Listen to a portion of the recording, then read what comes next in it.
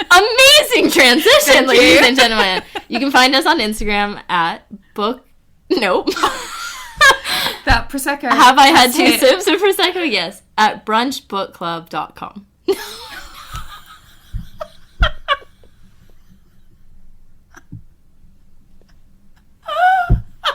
That's not right. You can find Taragh, where can you find us? Brunch Book Club Pod. Yep. Or you can hit us up on our sister site at Brunch Book Club, where you will find all information about our upcoming events, upcoming books, things like that. That's actually pretty straightforward. Yeah. Yeah. Yeah.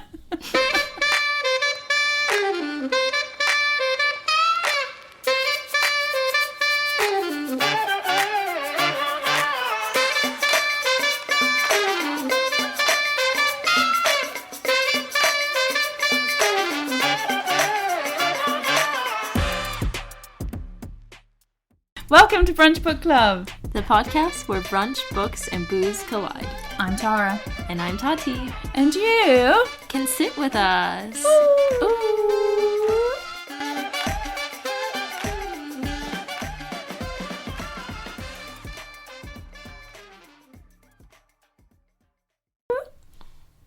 Hey girl. Hey. How you doing? I'm good. You still I'm awake? Tired. Yeah, jet lag is brutal. I feel like I used to be really good at dealing with jet lag, but over the years, as I've withered in and age. Frail, yes, I'm really struggling. It's been like 5 days since I got back from California, and I am tired. LA, baby. Yeah, I'm tired in the morning, I'm tired in the afternoon, I'm tired at night. So, But do you sleep at night? I do sleep at night, but I don't go to bed until really late, which is not That's not great. ideal. No. Yeah, as a callback to my fears that we discussed Of living my life. Exactly. Like, any time now, over the last few days that I've just been awake until like 1 or 2, I'm like, oh, this is it. Oh, yeah. Insomnia. It's finally happening. And you're like, well, I've now been chosen. Yeah, but otherwise, I am pretty good. Got back from California and went straight to brunch. Yeah, you did. Is one way to live a life, chaotically. Did you get a little nap in? Yeah. Oh, I had a little hour and a half nap. Oh. Yeah, hour and a half nap, a little shower, put some makeup on, put some boots on, and then went. Oh, and how was brunch? I couldn't make it. Yeah, my little tonsillitis cutie. Oh, God. It was so good. I was basically in a state of like delirium. Exactly. So I was vibing. I don't know if everybody else had a good time. I think so, but Did you drink? Yeah. She's back, baby! I did Mrs. go into I don't think I'm going to drink. I know, I did go into it and I was like, oh, I'm already so tired. If I have a drink, I'm just going to want to go to bed. And you did not, though. I did not want to go to bed. I wanted to go out. So from the brunch, we went to the bar, and it was so nice. There were so many new faces and lots of familiar faces, which was just really nice. The group photos did give me FOMO. Yeah, the bar that we went to. So cool. So cool. So cool. They have a wall that's just mirrors. Yeah. And they were playing like all of the classic 2000s club tunes. So every woman in the bar was dancing in front of the mirror. And I was like, what is this like step up 2 moment that's going on? Like, listen, it is a Saturday at 5 p.m., ladies. Like, did you ever doubt me? Like, I picked these bars on purpose. They are the vibe. They are the moment. Oh, I love that. What was your drink of choice? I had Prosecco, actually. Yeah. Just classy. I had a mimosa. A mimosa. With a breath of orange juice. Yeah, just a little zest. Yeah, a little something to spice it up. Yeah, so did that, and then I had... Food. What did you go for? Oh, I had a pizza. Classic. Yeah. For those that didn't know, the girlies went to, well, it was Brunch Book Club over the weekend, and it was the best. I missed it. It's okay. I'm fine about it. But we went She's to... not fine. I'm not fine. No, she's not fine. I was not well, bitch, Yeah. last week, but went to Botanical Hall, Yeah. one of our favourites, an independent Yeah. that's recently opened in Clapham Junction, and then the girls went to Blame Gloria. Yeah. Everybody blamed Gloria for having the best time, Yeah. which was lovely. I definitely blamed her for my light hangover the next morning. Honestly, it's sad to me. Doesn't take like, much now. No, it doesn't. I'm a cheap date. Well, she's already married, so... Yeah, so... Alex, I guess I'm get safe in there. then. Yeah, I'm like, I guess I'm safe. I don't know. But yeah, other than... Oh my God. Okay. She's She's just been accosted by a ring light. Yeah. If that doesn't scream influencer. Yeah, podcast influencers. Hit us up if you have any questions about how to run a podcast, because we will tell you what not to do. Yeah. Which is basically everything. We do. But as I said, I thought it was hard, but then I thought, boys do it. How hard can it be? They must have a Reddit thread that women aren't invited to. They definitely do. Of course. Oh, it's a little bit... Manosphere. Yeah. Okay. Also, I don't want to be invited. I know, I'm fine without that, yeah. I'm okay not knowing. Let me just stay and blame Gloria and I'll be fine. Yeah. How have you been? Well, not well, bitch. That was my brutal. I had... That's the caption for the week. Not well, bitch. I had a horrific bout of tonsillitis. Cute. Really bad fever. Heart rate of 122 lying down. And got... That's kind of impressive. Thank you. I like to do the most. And my immune What's system... like your body is like, we're going to run a marathon in bed. Yeah. And I also went from Tuesday to Saturday without eating. Because my body was just cute. Like, I can't. It was horrendous. But, you know, thank God for penicillin. I'm allergic to amoxicillin. So you'll be allergic to all penicillin then? Yeah. Oh, girl. I had not amoxicillin. I had like something penicillin. Something like that. And I was just like, I don't care what it is. That one. Yeah, give me all of the Cillins. And we'll give you all of the Cillins, not me. Listen, I'd bathe in it.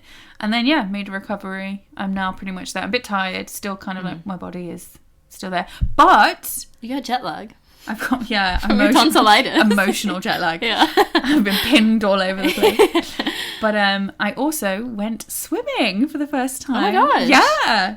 I haven't been swimming in years. And I was like, oh my God, am I going to be able to like even do a length? Obviously, hot-footed it over to the slow lane. And I really didn't know if I'd be able to like do a length. I haven't swum in ages. I was a runner for a bit. But then obviously, as you know, my discs are having a discotheque and not in the right places. And so swimming is great. Still hurt, but swimming is meant to be very good, light impact, and with all the oldies. I managed to do a length. All of the oldies. Yeah. They were like, oh, what's wrong with you? I was like, oh, it's not me at Bertha. Just you it's and the me glamour girls in the pool. Come on. Come on, Deirdre. Come on, ladies. Let's go. I love that, doing laps after your aerobics class. Yeah, I'll be doing aquafit before we know it. Yes. Or like aquazumba. Oh my God, I love that for you. Put you on a cruise, relax. I'll be the instructor with my bubble hat. Yeah. Anyway, but managed to do 20 laps. Wow. With breaks in between every single lap. Well, still, that's really impressive. I think I would drown after like halfway through the first. And I'm not quite a Pilates girl yet. Oh, I love Pilates. I want to be a yummy mummy. Yeah. Without the kids. Ideal. Yeah. You could just get like a little dog. Oh, I want a dog so bad. And a stroller. Have I told you about the dog that I want? No. So I'm allergic to dogs. Okay, this is gonna go really well. Well, it's like the barrier to entry does not exist. No, totally fine. Like, antihistamines, baby. Yeah. Penicillin. I am also asthmatic, so that's really great. I'm really selling myself. Yeah. She's a catch, I promise. Hit her up. Slide into the DMs. Hey. But no, I really want to get a dog. Obviously hypoallergenic, but I want to get a cockapoo. Oh, cutie. But I want to get a beige one. And what is a beige one? Like a blonde? Beige one. Yeah. Okay. And I'm going to call it Taco.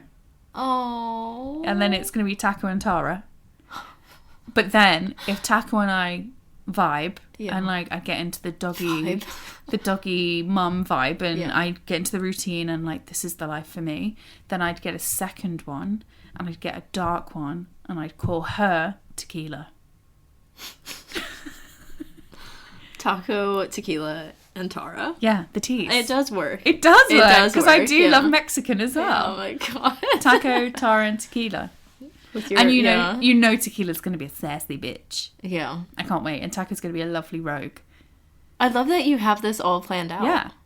Again, slide into the DMs if you want to live this happy life with me, because I've got it planned. It's like, other than the asthma and the discs. Yeah. She's fine. And the tonsillitis. Grand, yeah. The tonsils that can't help but volunteer as tribute if there's a single germ out there.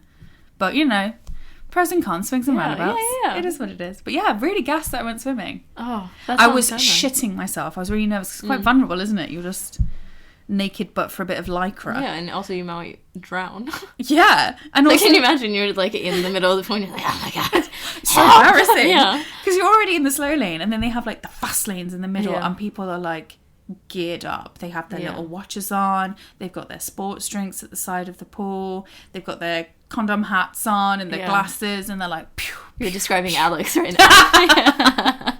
He works out. Yeah. But very serious. I mean, one of us has to. So, yeah, better him than me. So, yeah, there we go. Really pleased with that. Oh, that's so good. Yeah. Wow, so you're back to health, back to strength. Yeah, building up. Kind of. Yeah. Splish, the splash. journey has begun. Yeah, Yeah, splish splash. splish splashing. Hashtag splish splash. Oh my God, and I had to tell you, Brunch Book Club, me and Brunch Book Club, we're in The Guardian.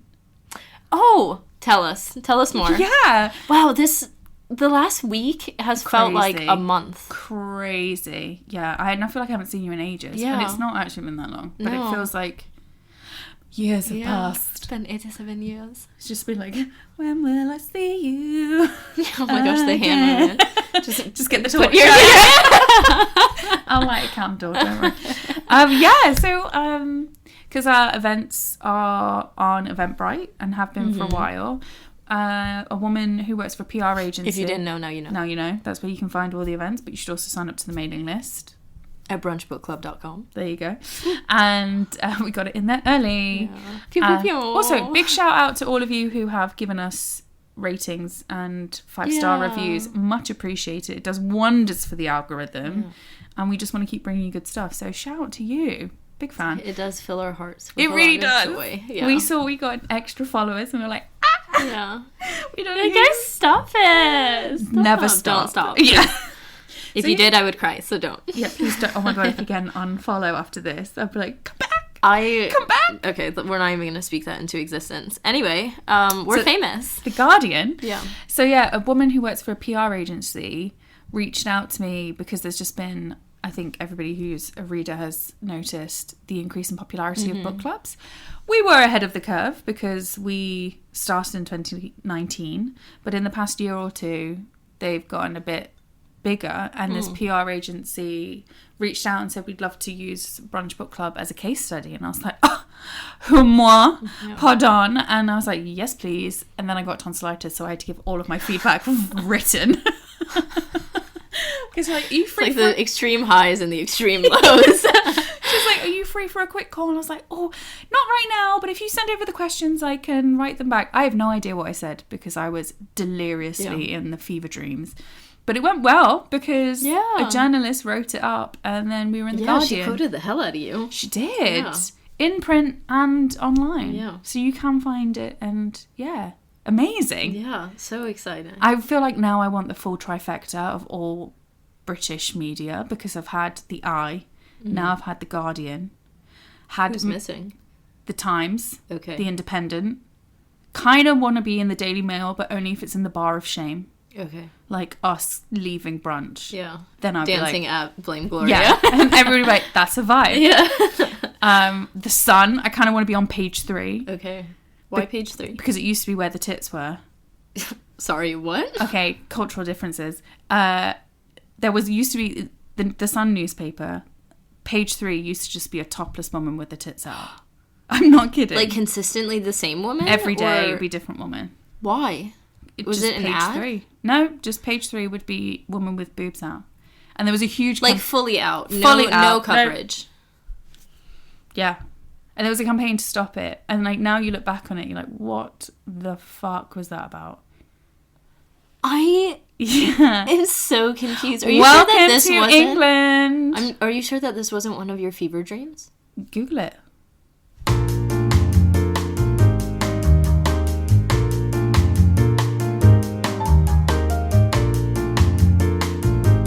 Oh my gosh, yeah, no more page 3. Mm-hmm. That's wild. I Yeah. cannot believe this is a thing. Mm-hmm. So I'd love to be on page 3 to basically be like, page 3 is back, and then it's just me with a book. Like, thanks for joining me. You're like fully covered Fully in a covered. blanket with Yeah, a book. hat, Yeah. my condom swimming hat. See something you like. It's like, it better be the book. The vindication of the rights of Yeah. women. Oh my gosh, hold up Invisible Women. Yeah. Oh, you can't see Not me. invisible anymore. The titties. Yeah. Because you've got lots of hobbies. You finished. Oh, yes. Yeah. Shout out also to Tom. Yeah. long-time listener, first-time caller, who made a suggestion of creating a very intricate piece of art, and you were like, you have grossly overestimated my skill set. However, I'm going to rise to the challenge, Tom. Yeah. So thank you so much. Yeah. I finished my stained glass course. Yeah. I'm so excited. I've made some daisies and some poppies and eucalyptus stems, and I'm really over the moon about it. It's been so much fun. It's going to become a lifelong hobby now. And Tom, who suggested creating a coupe and a flute of Prosecco out of stained glass, I'm going to rise to the challenge. I'm going to try it out and see how it goes. So tune in, Tom. Yeah. You might get a little treat. Yeah, you might. Or you'll hear my tears because it didn't work out. Or you'll hear a smash of glass. Watch this space. Yeah. Yeah. Yeah, I'm super happy with it. It's been so much fun. It's such a creative process, and it's like a good combination of type A and like creative brain, because you have to have so much patience and planning and like precision. Yeah. But you also get to think so creatively about what to make and how to fit the pieces together, and whether it's a flat shape or three-dimensional and all of these sorts of things, that it's just like, it's so much fun.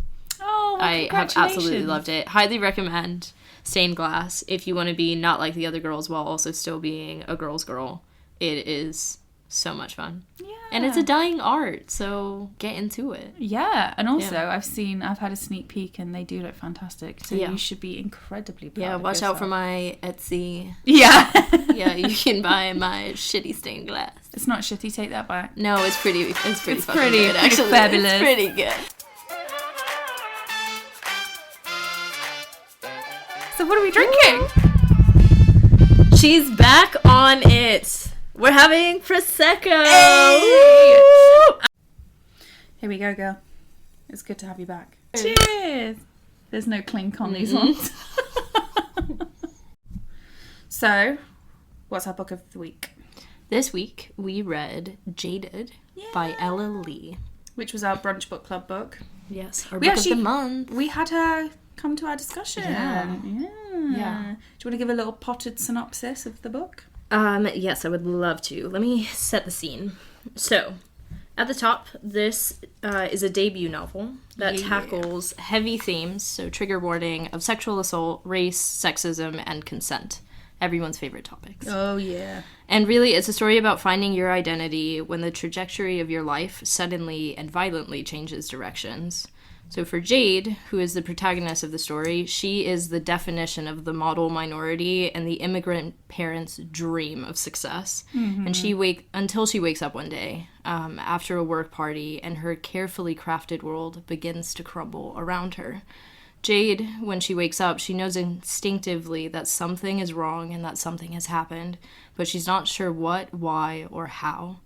And what follows throughout Jaded is a story about Jade's road to finding her perception of self and resilience in a world that demands that she is polite, successful, loving, and stable when she no longer can be.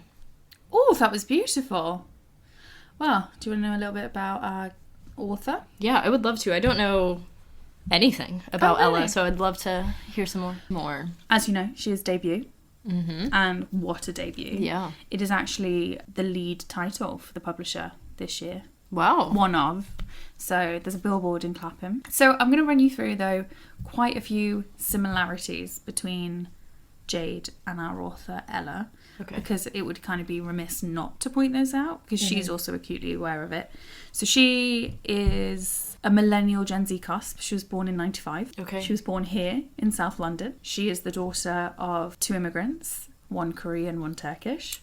Okay. So she's British, Turkish, Korean. Right. Okay. Like our character. Yeah. South London, immigrant parents. Mm-hmm. Still lives in South London as well, and reps the Northern Line.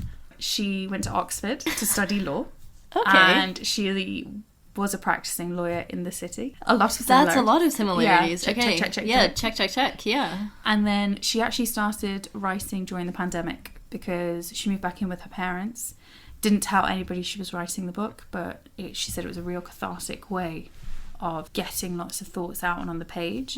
And she stipulated that Jade's parents are very unlike her own.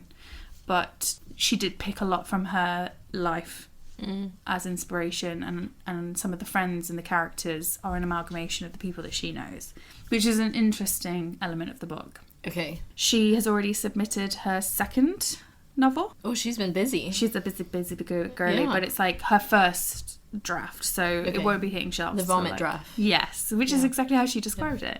Oh, nice. Yeah, a vomit draft. That will be coming out around 2026. So we've got a little bit of a wait. Yeah. But I mean, she's riding high on... Yeah, she's got us on the edge of our seats already. Yeah. A couple of things I think is really nice knowing. I asked her if the book had a soundtrack, what would it be? And she said Florence and the Machine would feature a lot. I was like, interesting. Love that.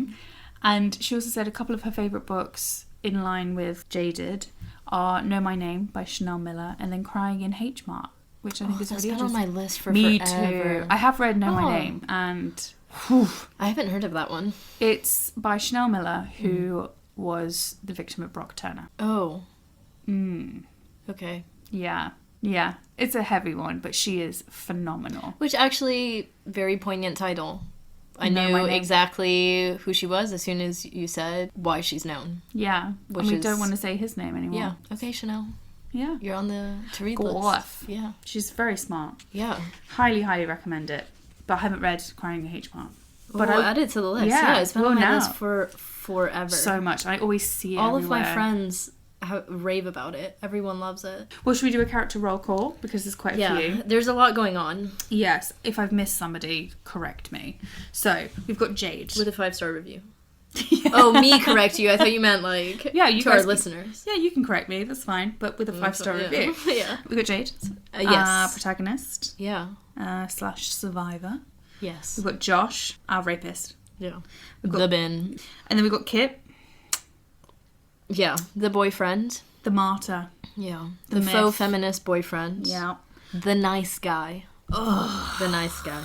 TM. Eve. Oh, Eve. Sweet So baby she's angel. Jade's best friend from uni. Yeah. Who they end up working at the same firm, Yeah. but in different... And she's like the practical friend, the one that you go to when you like need someone that you trust, need someone who will like set you straight but like be really kind. The like applesauce friend. Yes. And then you have Adele. Firebrand friend. Yeah. Oh, she is, though, a queen. Yeah. She's somebody you want on your team. Yeah. Yeah. Yeah, she's all about like gassing you up, giving you compliments, and, Calling like, you out if you grounding need to, Yeah, yeah. like grounding you in reality. Yeah, also American.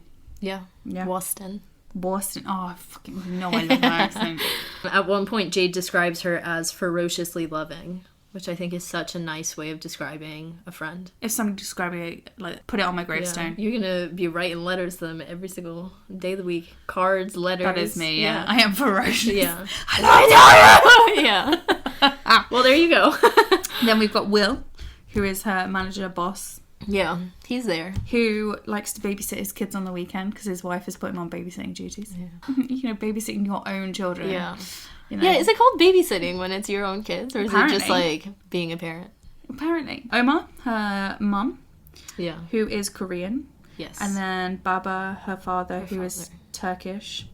Then we've got Genevieve, who I've coined the bad bitch from Paris, Yeah. Fancy French lady. who just looks fucking phenomenal. She runs Arrow, which Yes. is one of the businesses, or is the business Yeah. that's like being sued. Jade is one of the lead lead lawyers who's building a case in their defense. Yes, and then offers her a job. And then the lead partner, who is ploying her with drinks at the beginning, he's the guy who actually turns out to be Josh's uncle. Spoiler! Yeah, we don't find that out until The very end. the very end. Yeah. Oh, well, uncle by marriage. Yeah. One of marriages. And yeah, I think that's... It's like the loyalty is strong for what the association is. Yeah. But then also I think we should mention Kit's mum. Yes. Can't remember her name. But Is it Angie? she lives and breathes the white stuff cause the white company... Oh, I thought you meant like... Well, she's white. Oh, I thought you meant cocaine. Oh, no, It's the like white the white stuff is a stuff. I was like, company. what? Oh, Clothing brand. really? Yeah. Anyway. The more you know. I'm sure she did love a bit of the snow in her time, but Yeah. white people go Yeah, white she's people. like, yeah, the white savior. It's very clear that household that Kit grew up in. Yes. Yeah. I mean, but loves to do a ethnically questionable party. Yeah. Anyway, initial thoughts. I really enjoyed reading this book. I thought Jade was very realistic, very personable, very likable. And her story, but also her personality, felt like she could be one of my friends and someone who would come to brunch that we would chat with. So I really enjoyed seeing the story from her perspective. I thought she was a really good protagonist. I also thought Ela, the author, handled really sensitive topics in a very meaningful and considerate way, where there's a range of topics here, whether it's, sexual assault, consent, race, identity, all of these things. It could have been a very messy read. And I think she actually, especially for a debut author, was able to ground and anchor those themes really naturally in a way that didn't feel performative or over the top. There were maybe a few moments that felt slightly melodramatic, or a few convenient plot lines, like when Susie and her boyfriend break up, that felt a bit easy. But overall, my initial thoughts, these are very detailed initial thoughts. Initial thoughts, dear diary. Yeah, it was really good, and I really enjoyed it. I think as a debut author, she has been wildly successful at publishing. Phenomenal job, yeah. Yeah, a story that will stay with people and that will start conversations that need to happen. Is it a book that I will run to pick up again and again? Probably not, but I really enjoyed my reading of it and had a lot of moments of laughter and lots of moments of sadness. And I hope that is what Ela would want. Not past tense. R.I.P. Yeah, Ela, I hope you are also doing well. She's now found Kate Middleton. Yeah. Where in the world is Ela Lee? In South London. South London. Yeah, I really enjoyed it. What about you? Pretty much exactly the same. I really did like the humour. Yeah. There's a lot of dark, witty, sardonic social commentary in there that I absolutely love. And there's some things that will be indoctrinated into my lexicon. The hams. Yeah. Oh, the hams is how I refer to everybody now who either lives in Balham, Clapham or Fulham. Hilarious. Yeah, I loved it. I thought it was a really, really good read, really easy. You could kind of get into it really quickly. And I think as somebody living in London, you get a lot from it because it's a bit of an ode to London. Yeah, it is. There's a kinship, I think, with Londoners, especially as women as well. Especially since the many different women who have unfortunately lost their lives or have been assaulted in London. There's this huge camaraderie and shared experience that I think she captures really well. Yes, yeah. But loved it. Yeah. Yeah, and the cover is sexy. Yeah, the cover is gorgeous. Yeah. She needs to work exclusively with this artist. Designer, yeah. It has to be. Yeah. Because I'd have a poster of that. It's so pretty. I'm curious, what were your favourite parts and your least favourite parts? Your best and worst? Favourite parts are definitely any element of friendship. So two that really stick out to me are both with Adele. One where she basically says, no, you're just dating a cunt. I was like, It's like there's that ferocious, loving could loyalty. be me. Yeah. And then also when, I can't remember if she says it to Eve or Adele, but she basically says what happened to her. And their response is so vastly different to Kit's, who centers himself in that situation. In the bin. It's when, she says, well, thank you for sharing that with me. And I'll be here for you no matter how long it takes. And then similarly, when Adele brings her new girlfriend to the dinner party at the flat and they sing Yellow to Jade, and the new girlfriend doesn't even know Jade, but both of them flank her immediately. This is not happening. Not even a We're not question. doing this. Yeah. That, for me, is Brunch Book Club. It doesn't matter whether you've been coming for years or it's your first time. We back each other, and that, as you say, ferocious defense and love of somebody without question. Yeah. Like, they didn't even have to confer. They were there. I was like, yes. Yeah. Women rock. Worst bits, not because it was written poorly, but just because men pissed me off. Kit. Yeah. In summary, full stop. Kit, full stop. The martyrdom and the sanctimonious woe is me. Oh. I think Ela, wrote Kit in a very realistically aggravating way.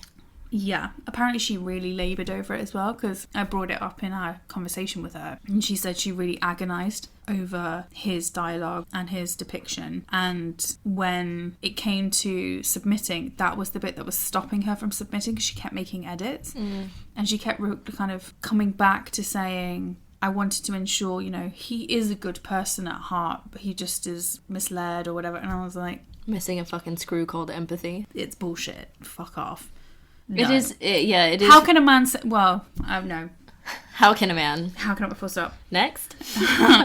What about you? Were there some standout good bits? Yeah, I agree with the ones that you said. In terms of the worst, definitely everything that had to do with Kit. Like, I had gone into it... And obviously Josh. Yeah, I had gone into it assuming that I would just hate Josh, but then the more and more time that we spent with Kit, the less and less I liked him. And the faster that happened, every single time he was on the page, I wanted to flip 5 pages because I was just so sick of his sanctimonious attitude and this feeling of betrayal that he felt over his girlfriend being raped as though it was her fault, which it was not. Yeah. That was the worst part, and I think it's a credit to Ela for writing a character that everyone can sort of get behind hating. Yeah, and also the thing is that you can recognise how a person like him can get to that state and be so steadfast in what their beliefs are, in quote marks. Yeah, there was a moment where, so going back to Susie and her breakup with her boyfriend. Leo. So they break up because... He's abusive. He's abusive. And he sexually assaults a woman in Infernos. Is that a real place? Yeah. Oh, the way that you said it was like... Clapham High Street. Oh, the Hams? Yeah, it's a shithole. But it is kind of like a rite of passage. Okay. But it is an absolute dive. Yeah. So Leo goes to Inferno. And Infernos. Infernos. Infernos. That's... Okay. Yeah. It's like Dante's, like... It's circles of hell. Very popular with Margot Robbie. Yeah, she used to live off Clapham High Street. Okay, I've never been there, so I don't want to judge her, but the way that you've described it... Infernos is a dive, but you know what you're getting. It's horrendous. It's like a university bar, and it's disgusting, and everybody's off their face, but you know what you're getting. That's what you're going for. It's cheesy, and it's like... The carpets are sticky. It's awful, but you go there because you're like, well, I know what I'm getting. It reminds me of Coppers in Dublin. It's exactly like that. Okay, fine, I would be there. Yeah. I'm not going to judge Margot, fine. Well, I'll add it to the list. The next time I'm going out. To be fair, after brunch, Okay. Yeah. That also makes sense, because I feel like at this point in life, I would have to be a little bit buzzed to go there. Oh, you wouldn't go there sober. Yeah. Because you'd walk in and be like, I'm too old. I'm going home. Yeah. I'm too old, too tired, and too frail. Yeah. So. Yes. I completely lost my train of thought. I hated Kit. Leo. Oh, Leo. Sexually assaulting a woman, breaking up with Susie. Then Susie moves in with Eve. Shit. I don't know. To go back to your point, though, the friendship elements were really great. Yeah. The other part that I really, really enjoyed was her interactions with her father. Oh. He was just incredible. My favorite character of the book. One of my favorite quotes. Are you going to hit us with it? Yes. Yay. Early on. So they're talking about Jade's relationship with Kit and Baba's feelings about Kit. Spoiler alert, he does not like him. But he kept that to himself. Correct. Though. Yeah, he did keep that to himself, which is a credit because... Immigrant dads don't, like, very rarely keep shit to themselves. So, like, shout out to you, Baba. But your time came and you said your piece. And what he said was, you're right, we don't have much. Baba said, staring through me, before finally saying, but he's got the best that we have to give. And that absolutely wrecked me. Yeah. That, I think, is my favorite, one of my favorite scenes in the book, one of my favorite moments. All of the interactions that she had with her parents, even the really hard ones, they felt very true to life. The DEI scenes, the diversity and inclusion scenes at work, hilarious. Really love those. My favourite is when they're like, oh, so we all have the same privilege. Yeah. Because it's just like, it sounds like a comedy sketch. But this stuff does happen, and it was just so funny in a book that was really heavy and could have been even heavier and even darker and a real slog to get through and like a lot of emotional labor to get through. It was nice to have these moments of levity of like... It's quite pithy. Yeah. Yeah. big fan. I'm really big fan of Ella's humour. Yeah. And it really resonated in so many things. But you talking about parents and the scenes with her parents, I actually think the most poignant moments were the silences between them, and how no matter what happened to Jade and no matter how she felt about her parents or how they felt about her, she was always tethered to them and always went back. And there's this kind of duality of the two people she's trying to be, and she would always return to who she was, and that was really beautiful and quite incredible to see a person go through when you're trying to bridge two cultures. And she's actually trying to bridge 3 different cultures and who she is and how that's defined, and you know, she's trying to fit a mold that wasn't made for her. And it was brilliant. I think it was really, really brilliant to capture that, especially in the UK. And it's obviously very true to Ella's lived experience as well. But I really loved it. And I think sort of along those lines, so Jaded is described as a darkly funny novel. So I'm curious what your reading experience was of having these moments of levity followed by moments of really serious themes around like consent and recovery and power imbalances. What impact, if any, did that have? Were those moments of levity helpful, or did they pull you out? I thought they were real accurate. A real accurate depiction of what life is like, because things can be really tough, but somebody will always make you laugh. At least in my social circles, or how I approach life, is no matter how dark it is, you always, I think because stuff has been bad for our generations and the things that we've experienced on a continuum, especially as women as well, you have to laugh, otherwise you'll cry. And I think that's said in the book. And if it was just a heavy-hitting, brutal, one after the other, I don't think that would be accurate for the length of the book and the length of the story, because it spans quite a significant amount of time. And if it was just doom and gloom and trauma, I don't think that would be an accurate reflection of the things that she's going through and what life is. But that said, one of my favourite things about the book is the kind of reinforcement that victimhood or being a survivor is not a one-size-fits-all, and it's not linear. And I think that's really important. And mixing that with humour, you know, in the same way as Eve or Adele can in one breath say, I'm here for as much as you need, but then there's also like, bitch, you are having a breakdown. That's what friendship is finding the moments to not necessarily spark joy, but spark something that isn't absolute sadness. And that was really important, I think, for the book. And as a reader, I really thoroughly enjoyed it. And I really felt like I was actually getting to know the author and her view on the world as well, which was lovely to read too. Yeah, it's always nice when authors sprinkle in a bit of their personality and their humor to it. And I think Ella did this in Jaded in a way that felt really authentic to the characters, and the characters were very well developed. You were able to understand how they got from point A to point B and their thought process, the path that they might have walked, even if we didn't spend a ton of time with people like Leo or with Susie. They felt fully formed and fully developed. And those moments of humor and levity, but then also the deeper moments of Ella challenging readers around the themes that were central to the book, it felt very grounded in reality. And it felt, sort of as we said, that it would be someone that you would chat to at brunch or in a coffee shop, and someone that you could be friends with. And like all of the characters in this book, you could probably be friends with until you get to know a few of them, and then you probably don't want to be friends with them. Listen, Ella and Eve. Ella, Eve, Jade. You mean Adele? Yeah. Oh, Ella as well. Come sit with us. Yeah. And Susie. Oh, Susie too. And Susie. When it comes to Leo and Kit, they're like a little clique. All white privilege. That's like the overarching topic of the book. Yeah. The book is saturated in white privilege. But in what I think it does is it captures it in its most insidious form.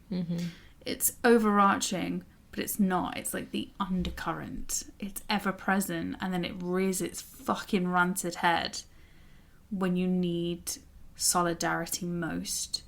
And there's one key quote that really stuck out to me is, outsiders are always trying to fit in because insiders never have to. And one thing that really stuck in my mind of like how white privilege is in its literal form is when she tells Adele and her girlfriend, no, it's fine, I've got it covered, comes back into the living room and they're all laughing around the coffee table. Yeah. Oh, that made me have like a visceral reaction to. Yeah.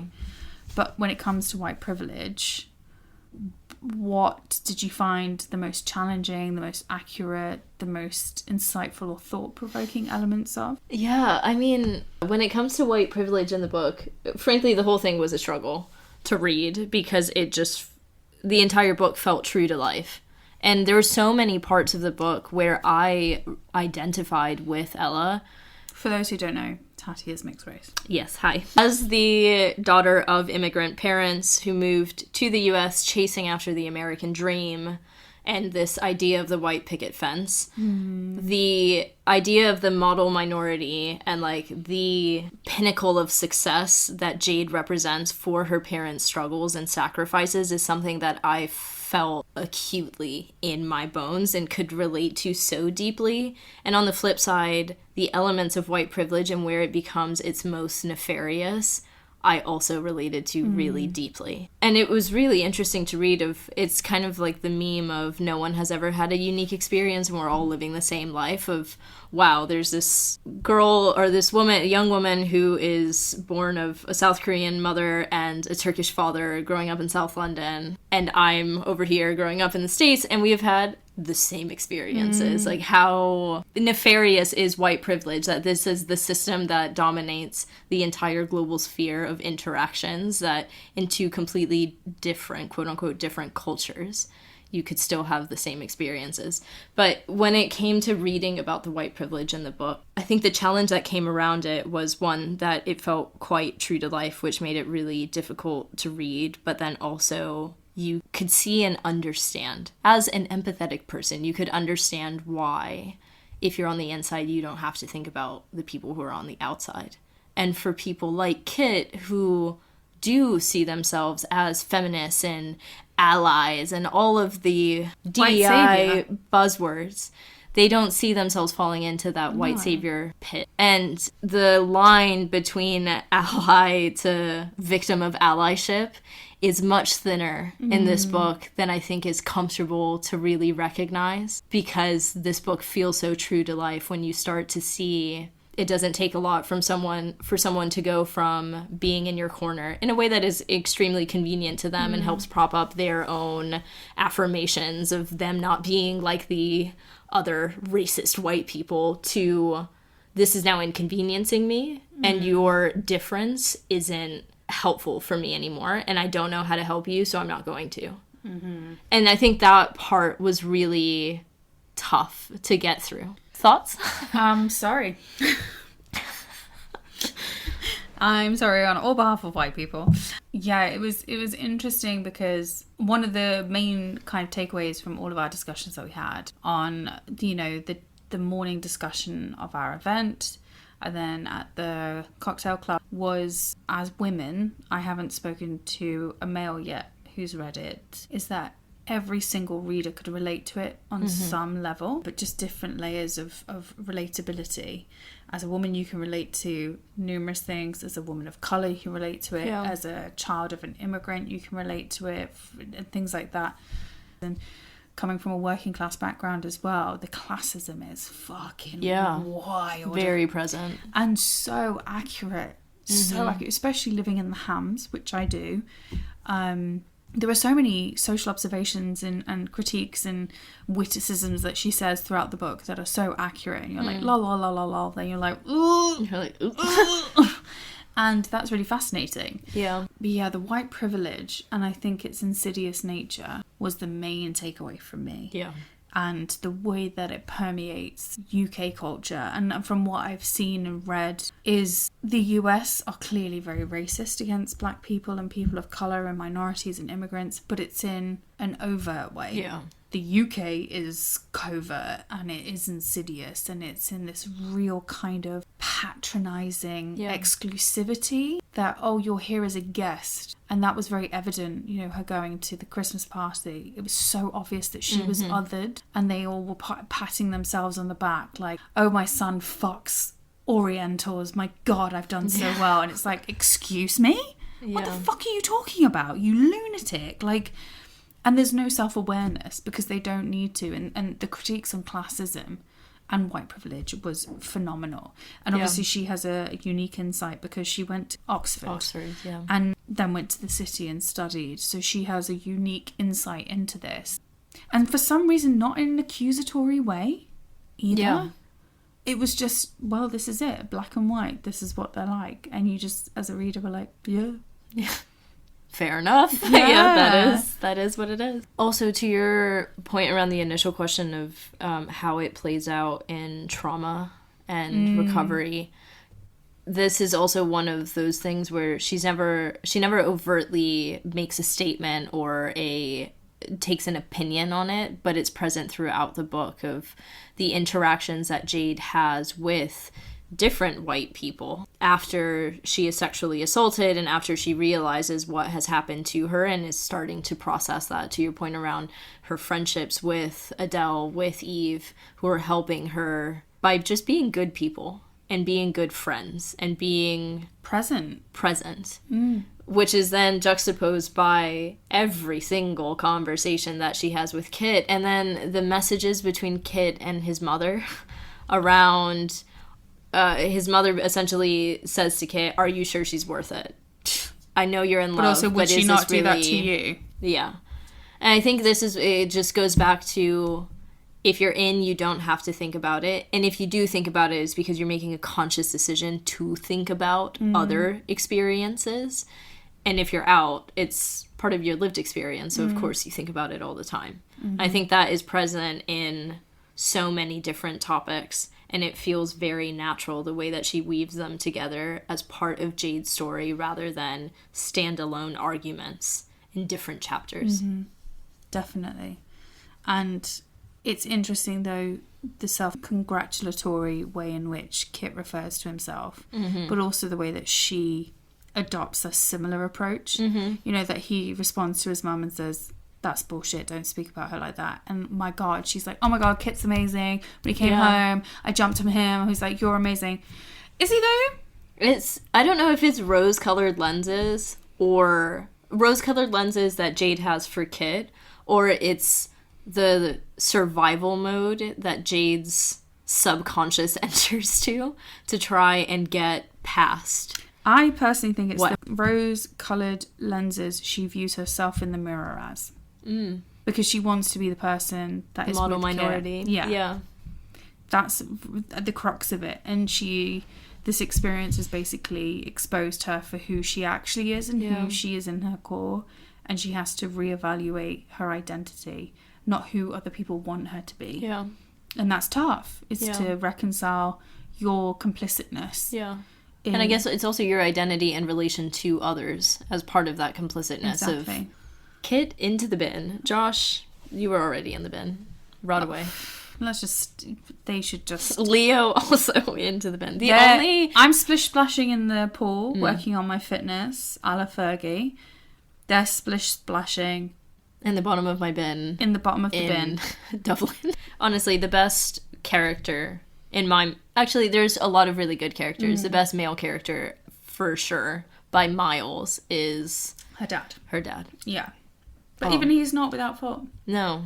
But when you put him on a spectrum... Oh, yeah. Baba is top percentile, top of his class. Yeah. I'm curious. The book and the blurb asks and challenges readers to consider what Jade's reaction is to her situation and how she's processing it through the relationships that she has, the conversations that she has with herself and others. What do you think of how she processes it, and how might you processing it look different? Well, it's a tricky question to ask of, like, if you were in Jade's shoes, what would you have done? If you were raped, what would you do? Yeah. Well, my response is, I think you'd be hard-pressed to find any woman who hasn't been sexually assaulted or raped. And that's a really tough fact. And I think some people are very uncomfortable with that. And I think that's based around, and this is a lot of what our discussion was rooted in as well during the cocktail club and brunch book club discussion, is education, and education on consent and what sex is, and that consent is a continual thing. Yeah. And the question of like, does Josh actually realise that he has raped her? Yeah. And does Jade understand, because she goes along with certain rhetorics around, oh, well, I was drunk and things like that. I'd flirted with him before. But equally, he's thinking the same thing. Yeah. And I think there is an element of an education piece here of a lot of women don't actually understand consent, and therefore men don't either. That, you know, there are so many different elements at play, societal, gender, where women are taught to say no and men are taught to push and things like that, that we don't actually have an accurate understanding of consent and what rape actually is. Like, a lot of women don't understand or know that if a man removes a condom during sex, that's technically rape. It's called stealthing. And Michaela Cole in I May Destroy You, she did a lot of work to educate women on this, because her character in that didn't know that.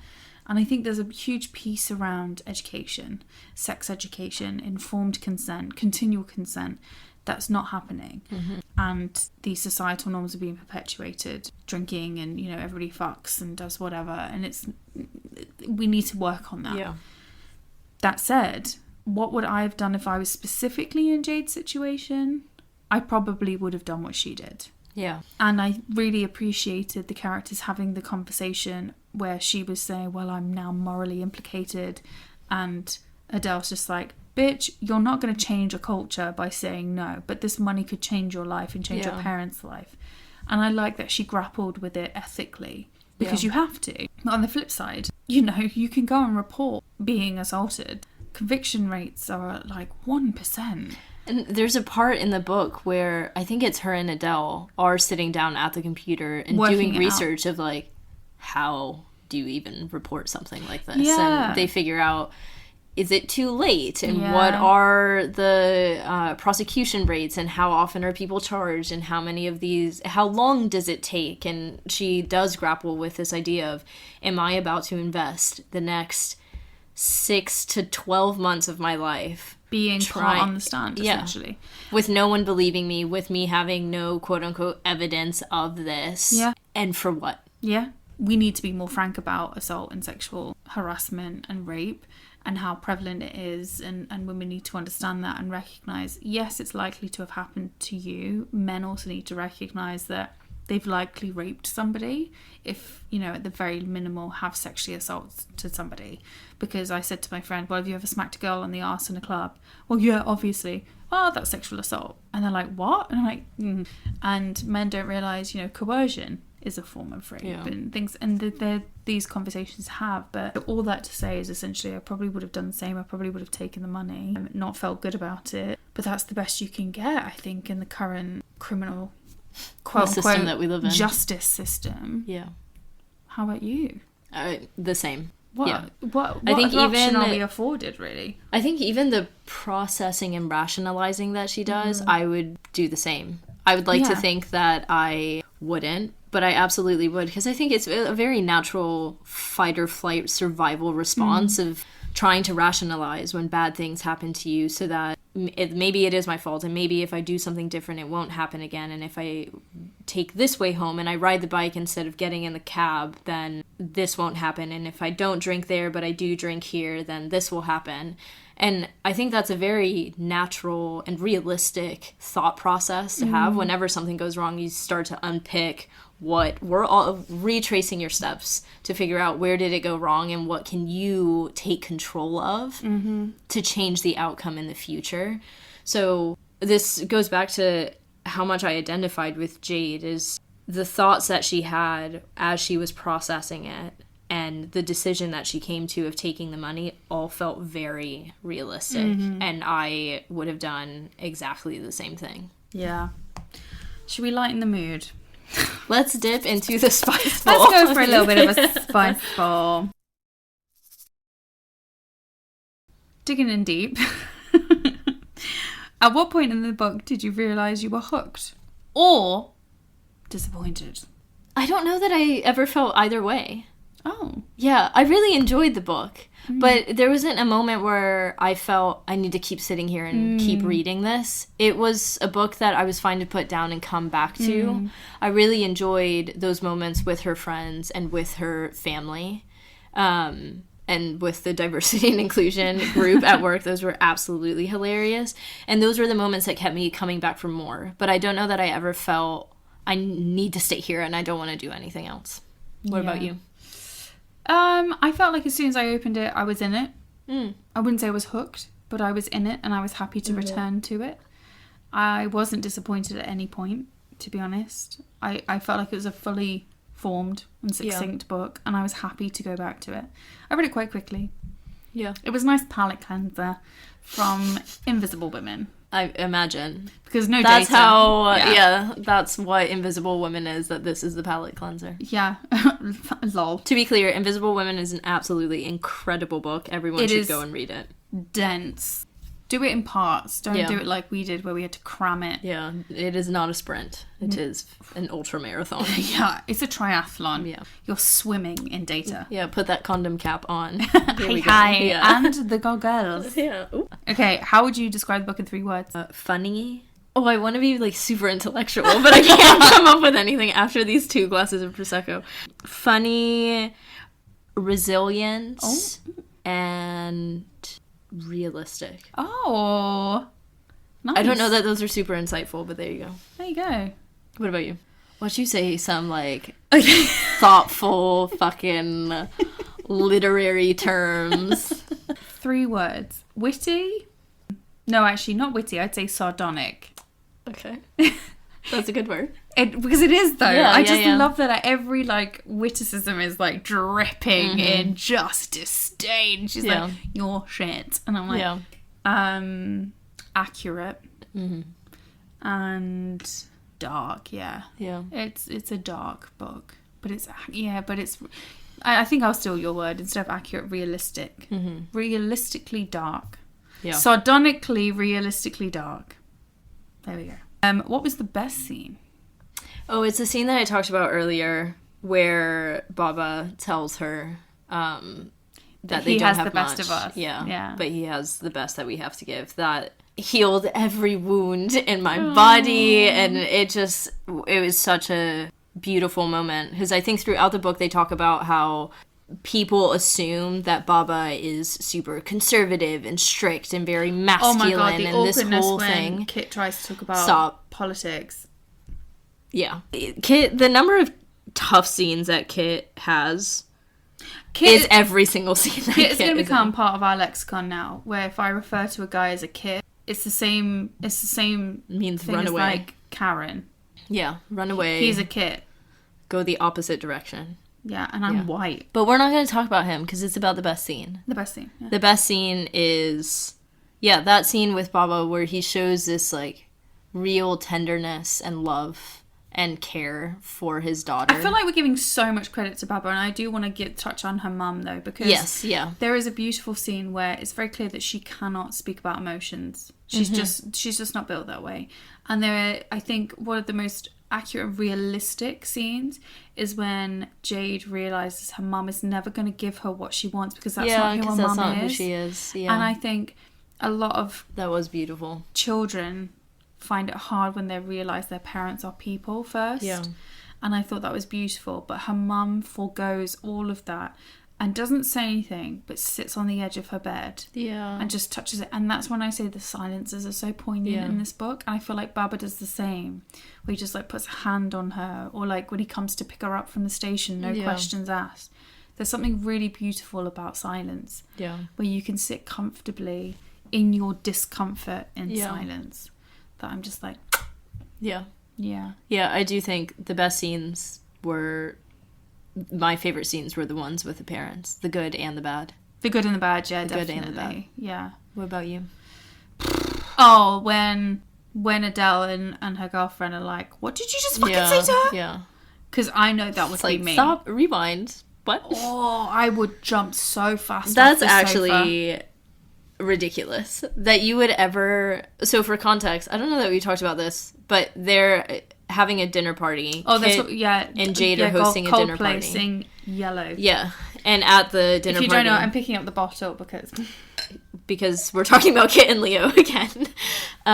So Leo starts singing Yellow, and he sings it at Jade. And Adele... Because Jade was so yellow. Which is just like, first of all, who is at a dinner party singing Coldplay? Oh, that's embarrassing. Where's Listen, the class? also, what's going on? Their songs all sound I feel the same. very mid about them. Oh, Whether they're a privileged band or white not, people. I'm just me. It is what it is. Yeah. Singing, and she was so yellow. But it's also like, you had to have thought about that before. You don't just break out in that kind of They've performance. done that song before. Yeah. They've done that song before. And that's the part that, again, Ella doesn't dig into how doesn't need to. did he come to the song, and she doesn't need to, because it's clear that he's thought about it before, he's done this before, he's made this joke before. Do you know what? And it landed well, so he feels empowered to do it again. The most triggering phrase I find in company that is not the one I choose to keep is just a joke. Ooh. I'm like, really? Because I'm not laughing, so... So explain it to me. What's so funny? I can't. So clearly there were a lot of moments that pissed you off. Don't piss me off. Don't piss me off. Too late. Were there any moments in the book that surprised you? No. But I think it's because it's so rooted in reality of a woman. Yeah. I think I would love to know if a man's read it. I think they would be surprised. Actually, no, I take that back. I think there are elements of the book, the hematoma she suffers. I know what a hematoma is, but I didn't know that that was a thing. Mm-hmm. And that she had consistent bleeding. Yeah. Which is probably just an ignorance on my part, but I've never known a hematoma like that or anything like that. That surprised me, but I was glad to know it. Which I think is also realistic, right? Is she also doesn't know. She thinks the period. So she thinks it's her period. And I would do the same, yeah. Yeah. So that surprised me, but in a good way. Like, I'm glad I've been educated on that. Yeah. But the rest, no. It's entirely rooted in your lived experience as a woman. Yeah. Regardless, like, as I said, like, it's so multifaceted in terms of relation. You can relate to so many elements of it no matter where you are. I think it's basically you can relate to it as a woman, and then how deep you go is dependent on who you are as a reader. So no, nothing really surprised me. Interesting. Did things surprise you? I was surprised by how shit Kit was. Oh, no. In their first interaction. No. Because there were amber flags when they first got to know each other, how they spent time that night in the church and, like, held hands or whatever, and then he ghosted her for a while. I was like, that's a bit sus, but, like, boys at university, fine, boys are shit, da-da-da-da. But his reaction when she first tells him genuinely took me by surprise, because I'm very lucky to have a wonderful partner. Shout out to Alex. Shout out to Alex. Love you. So that was a moment that I could not relate to at all. Yeah, not surprising for me at all. And I think, I guess I'm lucky in that I haven't dated men like Kit, but I think that is why there was a piece of ignorance for me of I had never expected that someone could be so shit so quickly. And by the time the book is wrapped up, I'm like, okay, well, this makes perfect sense why you've ended up this way when we learn more about your family and the way that you've grown up and the way that you see the world and your place in it as this white savior totally checks out. But that first debrief and that first unloading that she has with Kit, his incredible lack of empathy and lack of awareness really took me by surprise. Well, I'm pleased that took you by surprise. Yeah. Genuinely. Yeah. If you could live one of the characters' lives, which would it be and why? I kind of want to be Genevieve. I was about to say you can plead the fifth if you need to. I want to be Genevieve. I think that's a very, very accurate. Yeah. Like, I want to be fancy French lady who, like... smart, intelligent, boss bitch. Yeah. Like, office in Chelsea, like, living it up in Fulham. Yeah. Taking private cabs, private cars. I don't even want to do it for, like, a week. Yeah. I wouldn't want to live... Well, I don't know. We never find out what was going on at Arrow, do we? No. Whatever it was not good. It was not good. So I don't want to be involved in that part of it, but the fancy French rich woman life. You want to be a rich woman life. Yeah, I want big sunglasses and a trench coat. And I want to be like 3 inches taller. Everybody wants to be us. Yeah. Andrea. Yeah. It's like, why would they not want to be? Yeah. Me, I'd love to be one of the white men. Which one? Leo, Kit, Josh, Will, and then the uncle. Josh's uncle, to be clear. The uncle. And then I would just hit transfer funds to my account and then I dip. That's cheating. You gotta live like that man. Sorry you didn't use your brain and do the same thing with Genevieve's funds, but that's what I would do. And then I'd take you out to a fancy dinner because I wouldn't have shaken like the white male privilege yet. I'd be like, baby girl, let's go out. You are taking Genevieve out to dinner as the... I'm taking you out. But I don't have money. You don't need to, baby. Oh, because you have money. Okay, yeah, fine. Yeah. I don't want to be Genevieve anymore. I want to be me. Yeah.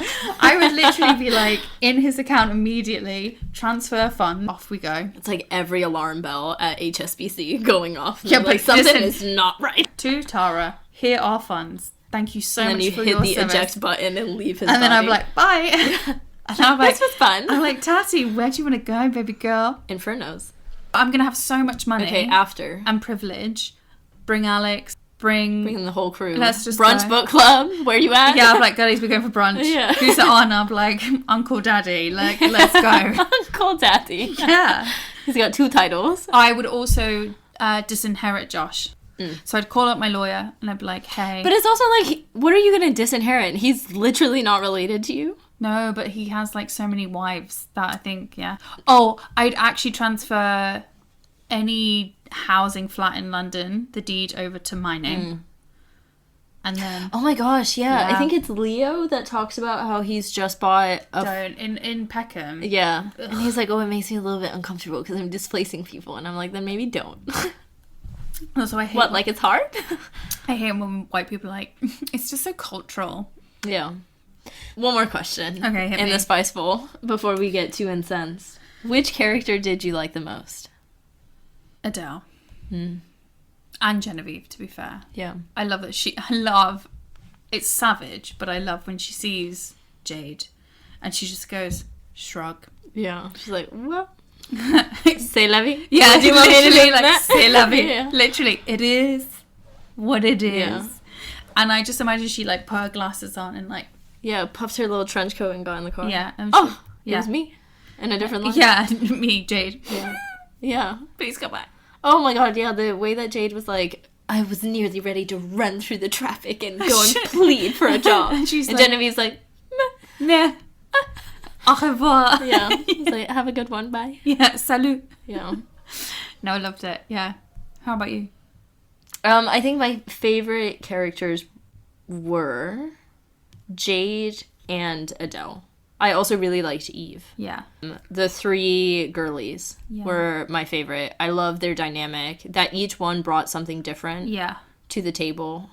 Jade brought trauma. Yeah. And then Eve brought patience and, like, practicality. And Eve was the... Adele. Oh, sorry. Eve. Yeah, brought the practicality. And Adele, that's the other one, brought that ferocious loyalty. I really enjoyed their dynamic as a friend group. And yeah, Adele and Eve, the way that they showed up in different ways that grounded Jade in like 2 competing but also complementary perspectives was fantastic. And who do you think of all the characters I would be? I mean, we've already said this. You would be Adele. And you would be Eve. Yeah. Yeah. So we're looking for our Jade. Yeah. But please don't Trauma bring the trauma. Yeah. Slide into the DM. We don't have any more Prosecco, but like, if you bring your own, we'll drink it. Yeah. Well, like bring some water too, please. Thanks. A rehydration sachet. And that's that. Yeah. That is Jaded. Where's it going? Is it going on the bookshelf, the bin, It's going on the shelf. It's going on the shelf. What about you? It's going on the shelf. Yay! But I think it's going to go on the shelf so that I can give it to other people to read. But I want it back. Yeah. Yeah. Sexy cover, so obviously it's automatically going on the shelf. But unlike some of the other sexy cover books that we've read, I actually will recommend this to people to read. Oh, definitely. And I'd love to chat to them about it. Yeah. Yeah. Yeah. So that's what we read this week and this month. Yeah. But Taragh, what are we reading next? I am so excited for this. Yeah, you are. I have been so excited. You are. And thank you to Vintage who sent us an advance copy of this. I've never been more excited. But next week, in 2 weeks, but next week, we are reading Wandering Stars by Tommy Orange. Woo! Would you like to hear the blurb? I would love to. Okay. Following its unforgettable characters through almost 2 centuries of history, from the horrors of the Sand Creek Massacre of 1864 to the aftermath of a shooting in the early 21st century, Wandering Stars is an indelible novel of America's war on its own people. It is also the tender, shattering story of many generations of a Native American family searching for ways through displacement, addiction, and pain towards home and hope. Readers of Orange's classic debut, There, will know some of these characters and will be eager to learn what happened to Orville Redfeather after the Oakland powwow. New readers will discover a wondrous novel of poetry, music, rage, and love from one of the most astonishing voices of his generation. What a fucking blurb. What a blurb. Yeah. I'm hooked. Well, you've already started it. Yeah. And it is very good.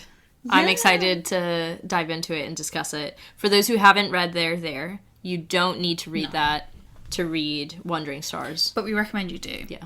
It's a fantastic book. Yeah. The episode will come out just a few days after Wandering Stars is officially released. So if you want a little tidbit. Yeah. Order your copies now. Get that pre-order in. You've got a couple weeks to get through excited. It. Yeah. I'm so excited for this. Yeah. And obviously we love to see stories by Indigenous people, Indigenous writers, because it's something I don't know much about, but I'm fascinated about and really want to learn more. So I'm so excited. Yeah. It's going to be a good one. Yeah. So, we're introducing a bit of a new segment. Strap in. Spill the tea with tea. For you. Ooh. Yeah.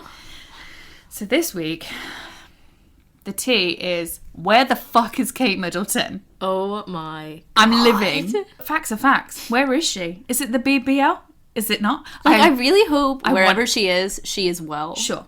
Or on the path to being well, because the rumors and allegations and conspiracies that are flying all around the internet the last couple of weeks, I've been living for that shit. But I'm also like, damn girl, like I do hope you're okay. But did you get a facelift and you're in recovery and you're like in a recovery home in Switzerland? Like, what's going on? Where did you go? Where in the world is Kate Middleton? Yeah. And also, I have to say, I'm a Meghan Markle stan. Not huge, but I do think the way she was treated was horrendous, etc., etc.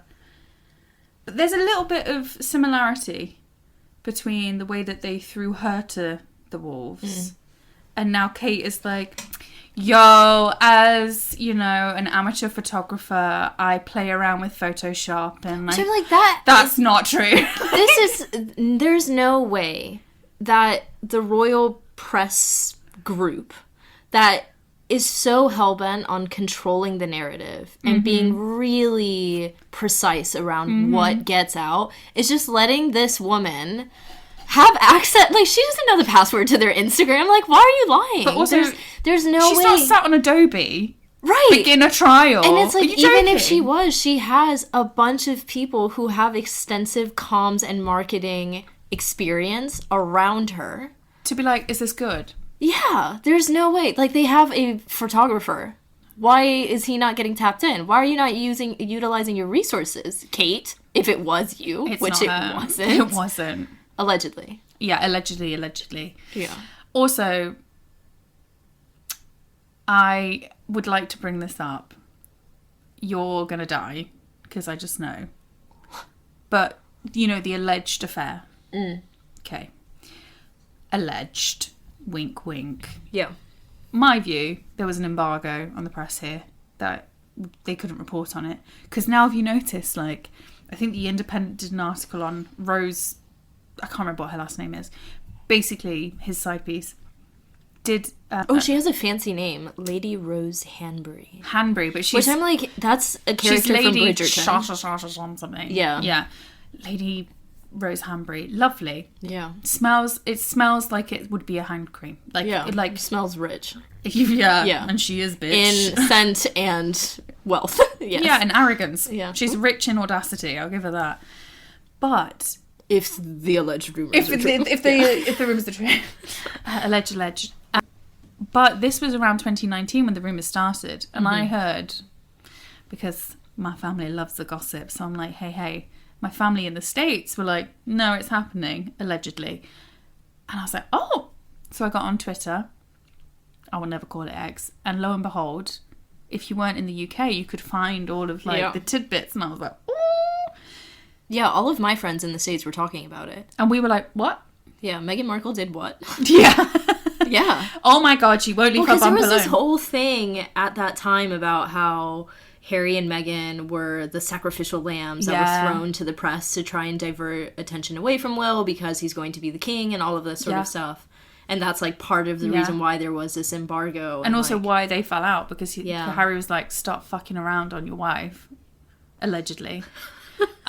But... So the tea with tea section is going to be the allegedly section. The alleged... Oh my God. The alleged tea. Alleged tea. Alleged tea. That's trademark. Don't use that. Thanks. But one of the main things that kept happening is because... And one of the reasonings people were saying that he's having this affair is because he's a big fan of pegging. And Kate wouldn't do it, so he got nicknamed the Prince of Pegging. What? That is so specific. What? Listen, no tea, no shade. If whatever you want to do in the bedroom, who cares? As long as it's consensual, do what you want. As long as it's consensual between two adults. Yes. Oh, yes. Or in details, yes. Do whatever you want to do. Crack on. No kink shaming. Pun intended. Crack on. But... I live for the fact that he was Prince of Pegging, and... Sorry, what? Where did this nickname come from? Because apparently he loves being pegged. Who said this? No, it's one of those Allegedly. things... Who said this? But, like, listen, it's going to shock you. This is just like a thing. Yeah, it's going to shock you. I don't run in these circles. Fucking do better. What on earth? Give me time. Give me time. You're my connection. Come on. God. Lady Taragh. Yeah. I'm like, who's saying these? Who's out in the streets saying this? But I feel like posh people have a completely different perception on, like, affairs and oh, yeah, we went backpacking and this blah, blah, blah. But yeah. On their gap year. And they've been friends for so long. Like, of course, everybody's kind of, like, kissed each other and... Yeah. But there's loads of stuff because... In Charles's coronation, Rose's kids were page boys. Okay. So that's a pretty high... Like, only his grandkids were part of that. Oh, okay. Her kids... Oh, some random... She's close to the family? Because she's, like, best friends with apparently Kate? She's real close. No, allegedly. They were best friends, but then apparently Kate was like, we're phasing her out. And William was like, no, there's no reason to do that. Can you imagine being like... I am phasing you out of my friendship group. Bye. Like, that's wild that you would ever have that sort of statement about another person. I don't know. There's some people back in the day that would be like, I don't think we're going to be friends. But I don't think you would ever say to someone, I'm phasing this person out. I don't think so. But I think But I feel like they might. I think some people phase themselves out. You know, when you've got a friend who's very non-committal or flaky, you kind of just go... I'm just not going to try anymore. And they phase themselves out because they're just not committed. Yeah. But this seems more like it was an aggressive, don't invite her to the dinner parties anymore because I'm sick of her fucking you in the arsehole, allegedly.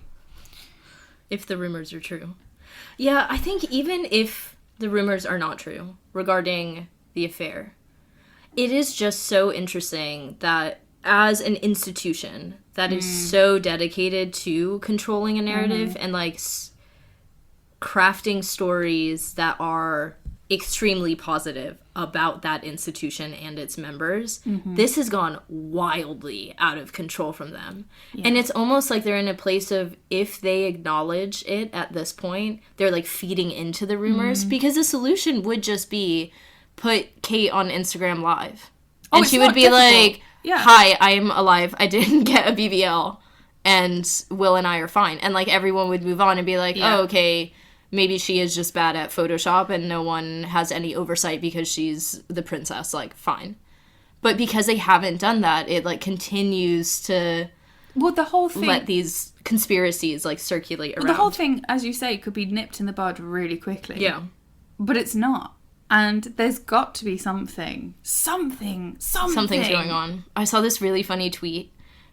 There's this photographer who does like doppelganger photo shoots. And the photo shoot was with someone who looks just like Camilla. And in the photo, she's like drinking a whiskey, has a crown on her head, and is smoking a cigarette, which vibes fine. But the tweet said, Kate Middleton missing, Queen Elizabeth dead, King Charles has cancer, Princess Diana dead, Prince William bald, Prince Harry poor, Queen Camilla won. And I'm like, this is actually like mostly tragic and like sad list. But Prince William bald being his trauma story is one of the funniest things that I have ever I just love, like, as read. soon as William started acting up, like, the memes are just like, as soon as William started acting up, Diana snatched back those jeans. And then I saw another one recently, a meme where it's like Camilla gassed in this picture, and it's like Camilla because she's almost completed Saltburn. Honestly, it's very Saltburn-esque what is happening right now. But then there's also bits where they're talking about listing things out of what's happening with the royal family and just saying blah, blah, blah, king, not the names, but saying prince, blah, blah, blah. And it's like, listen, right about now, France should be thinking about invading. Oh. And I was like, Yeah. okay. Vive la France. Yeah. Let's go. La France. We love it. We love La French. Yeah. So it's crazy. But yeah, I'd love to know. Yeah, I have fallen into a real rabbit hole around this. I love it. It's so Granted, interesting. I do hope, like, all is well, Yes, etc. yeah. But at the same time... Yeah, Kate, we sincerely, I hope you are alive and I well. love that none of wherever us you have are. said it about William. We're just like, yeah, well. Well, he's bald, so Yeah. how well could he be? Yeah. So that was Tea with Teas. Hopefully you enjoyed it, because Yeah. that's the most fun I've had all day. Oh my god. We'll maybe share some of our favourite memes. Yeah. Yeah. Yeah. But we do have a website. Called brunchbookclub.com. Yeah. Where you can sign up to the mailing list. You'll have heard that twice now, so there you go. Yeah. And find all the reviews and things like that. Yeah. There's lots of stuff on there. And speaking of reviews, while you're here, drop us one. Yeah. On whatever streaming 5 service you're stars. listening to, we are available on all 5 streaming stars services. is Yeah. preferable. Required. Okay. Yeah. Yeah. And Thanks for joining us today. if we don't see you in the library We'll or in the bookshop. I was like, I was ready for it. We'll see you at brunch, girl. Yeah, you will. Yeah, you will. And I will be there. Bye.